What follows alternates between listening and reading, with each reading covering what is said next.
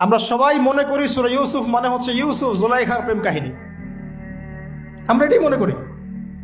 সূরা ইউসুফকে আল্লাহ পাক সবচেয়ে শ্রেষ্ঠ উপন্যাস বলেছেন, আহসানুল কাসাস। একটু গভীরভাবে পড়ে দেখবেন অর্থগুলো। এটা ইউসুফ জুলাইখার প্রেম কাহিনী নয়, এটা ইউসুফ আলাইহিস সালামের সাথে তার বাবার মহব্বতের কাহিনী। এটা পিতা আর সন্তানের মহব্বতের কাহিনী। এত মহব্বত যে সন্তান 20 বছর আগে হারিয়ে গেছে, যে সন্তান কূপ থেকে রাজপ্রাসাদ থেকে জেলখানা থেকে আবার মিশরের গভর্নমেন্ট মানে পলিটিক্যাল পাওয়ার এসেছেন, বাবা কিন্তু এটা জানেন না। কিন্তু সন্তান যখন একটা জামা পাঠিয়ে দিচ্ছে, জামা, এই কমিজটা নিয়ে যাও আমার বাবার চোখে দিও, বাবা দৃষ্টি ফিরে পাবে।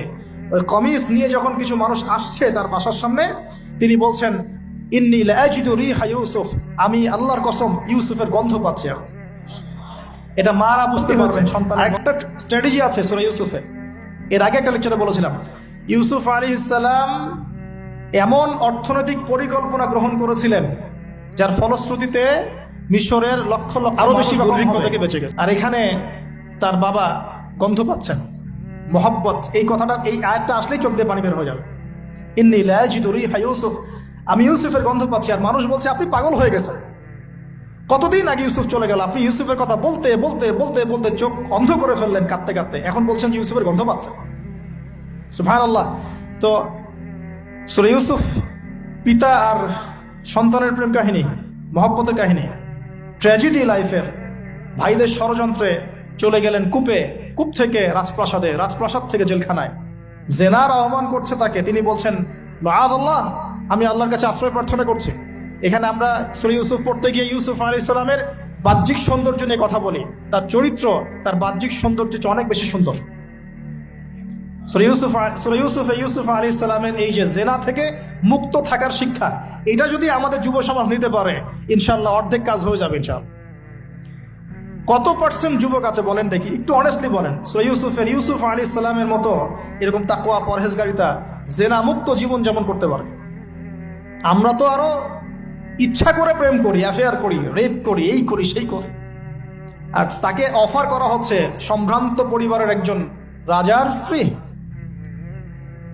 ক্বালাত হাইতা লাক ক্বালা মাআযাল্লাহ। তাহলে এই মহামানব জীবন থেকে শিক্ষা আছে। আরেকটা বিষয় আছে রুইয়াল হক, এখানে সত্য স্বপ্নের কথা আছে।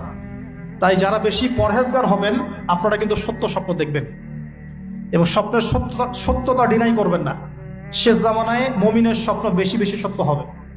যদি সত্য স্বপ্ন দেখেন, ভালো স্বপ্ন দেখেন, প্রিয়জন কোনো প্রিয় মানুষকে বলবেন। যদি দুঃস্বপ্ন দেখেন, খারাপ স্বপ্ন দেখেন, কাউকে বলতে যাবেন। এখানে পড়লে আপনি দেখবেন কাফেরের স্বপ্ন সত্যি হয়েছে। আরেকটা স্ট্র্যাটেজি আছে সূরা ইউসুফে, এর আগে একটা লেকচারে বলেছিলাম। ইউসুফ আলাইহিস সালাম এমন অর্থনৈতিক পরিকল্পনা গ্রহণ করেছিলেন যার ফলশ্রুতিতে মিশরের লক্ষ লক্ষ মানুষ দুর্ভিক্ষ থেকে বেঁচে গেছে।